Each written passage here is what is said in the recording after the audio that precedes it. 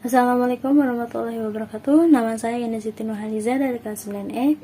Saya akan menjelaskan tentang pengertian, fungsi, struktur, dan contoh teks cerita inspiratif.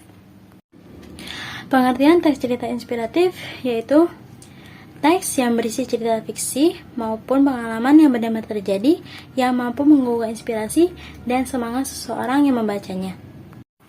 Fungsi teks cerita inspiratif adalah menginspirasi orang lain untuk melakukan hal-hal yang positif, memberikan motivasi seseorang dalam kehidupan, dan mendorong seseorang untuk melakukan hal-hal yang baik. Struktur teks cerita inspiratif yaitu yang pertama, orientasi yang merupakan pengantar cerita. Yang kedua, perumitan peristiwa dapat berisi kisah tokoh dan peristiwa menuju ke puncak cerita atau konflik kisah. Ketiga, komplikasi merupakan puncak dari konflik atau inti cerita. Biasanya bagian ini juga menjadi tempat peristiwa utama yang menjadi inspirasi. Yang keempat, resolusi. Berisi penyelesaian konflik yang berisi peristiwa yang menyadarkan tokoh tentang kebaikan yang seharusnya ia jalani. Yang kelima, koda, yaitu penutup cerita dan dapat berisi kesimpulan serta penjelasan pesan moral yang dikandung dalam kisah. Contoh teks cerita inspiratif tentang sahabat. Diceritakan ada dua orang yang sudah bersahabat cukup lama, yaitu Andi dan Aska. Andi adalah tipe orang yang pendiam dan selalu memahami karakter Aska. Sedangkan Aska adalah tipe orang yang suka belak-belakan sehingga sering menyakiti orang. Meski persahabatan mereka sudah dibangun sejak SD, Andi kadang-kadang sakit hati dengan karakter Aska.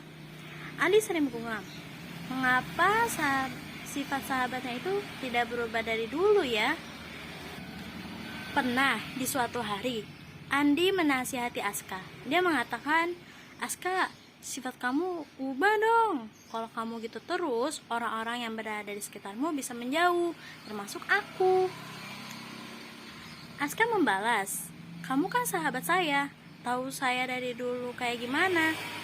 Kamu kan orang yang selalu memahami karakter saya. Tapi kalau kamu sudah tidak tahan dengan karakter saya, ya sudah, ayo. Kalau persahabatan kita mau sampai di sini mah." Sebagai sahabat terdekat Aska, niat Andi sebenarnya baik. Dia menasihati Aska agar bisa berubah karena kepalang kesel sama karakternya yang belak-belakan itu. Akan tetapi, di sisi lain, oleh karena ia ingat dengan kebaikan-kebaikan yang sudah Aska berikan kepadanya, sehingga ia menerimanya. Di hari-hari berikutnya pun, bahkan sampai mereka lulus kuliah, Andi tidak lagi menyuruh Aska untuk berubah.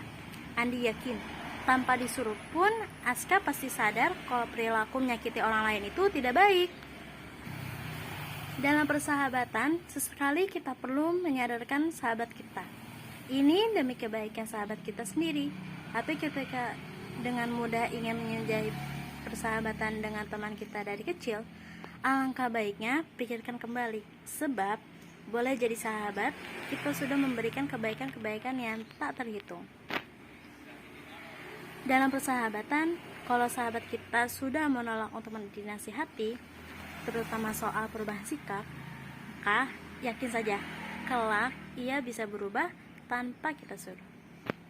Mungkin itu saja yang bisa saya sampaikan tentang teks cerita inspiratif. Mohon maaf bila ada kesalahan.